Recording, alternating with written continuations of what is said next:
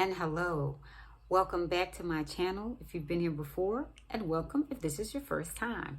Hi, I'm Debra E. Johnson, and I'm here to talk to you about Tell of His goodness. That's the theme of this channel. And I talk about the goodness of God. And in this portion, I do the books of the Bible, and I talk about the different books of the Bible and how God is good throughout the different books of the Bible. And today in this series, I am in the book of 2 Kings. And 2 Kings has a huge history, a long span. The time span for 2 Kings is over 200 years. Did you know that? In 2 Kings, we see that the book opens up with Elijah being translated into heaven. He does not die. And then we see Elisha takes his place. There are several stories about Elisha and the miracles he does. I'll probably get back to that on another episode.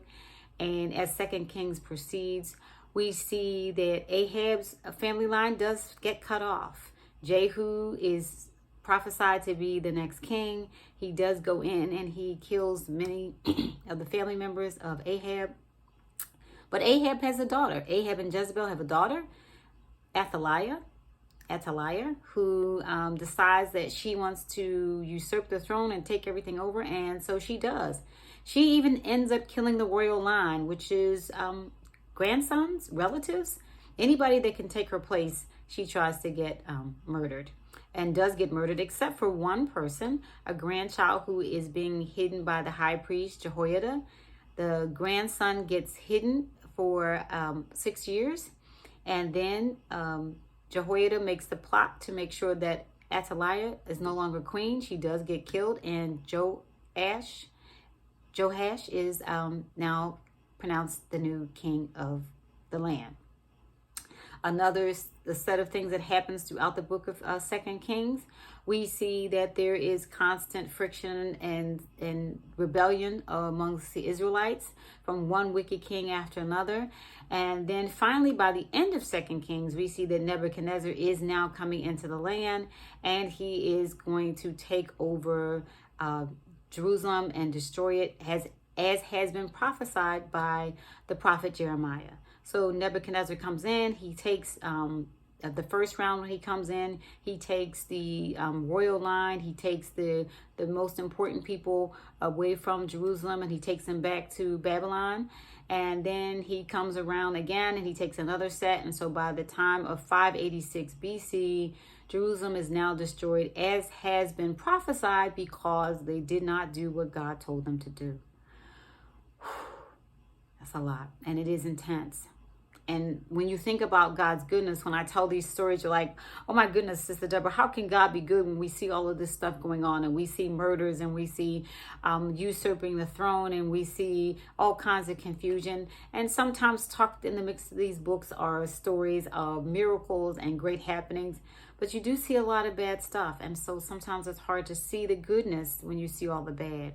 But I want to encourage you, just like in our country today, there's huge, vast amounts of articles and stories and issues we read about and hear about, from injustice to murder to lewd behavior to people doing all kinds of things, pedophiles and pornography, and then just lying and cheating. And oh my gosh, the stories just get to be overwhelming. And so just like in the Bible, you could feel overwhelmed. Just like in biblical time, you could feel overwhelmed as you do today. But I'm saying to you, look for the goodness of God. Sometimes you do actually have to look for the goodness of God. But I want you to look for the goodness of God. And just like we can see the goodness of God in 2 Kings, there's the miracle story of the widow woman who, not the widow woman, she had 2 sons and she needed to pay a debt.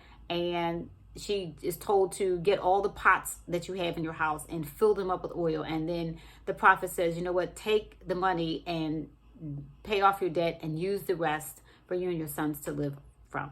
And so we have items of goodness like that tucked inside of 2 Kings.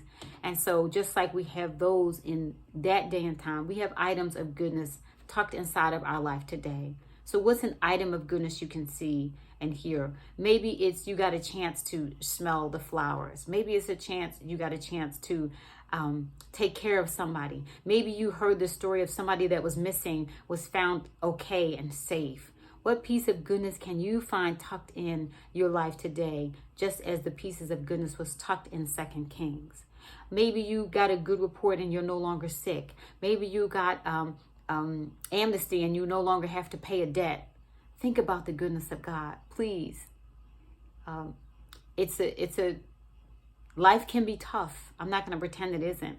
But God never lets us down. He always gives us an opportunity to breathe, always gives us a room, like a place of fresh air. So think about it. Just like as you hear in 2 Kings, all the stories and the summary of 2 Kings and what was going on, but yet there are pieces of goodness tucked in 2 Kings. There are pieces of goodness tucked in your life too. And I want you to look for it. Look for it in the everyday small things, won't you?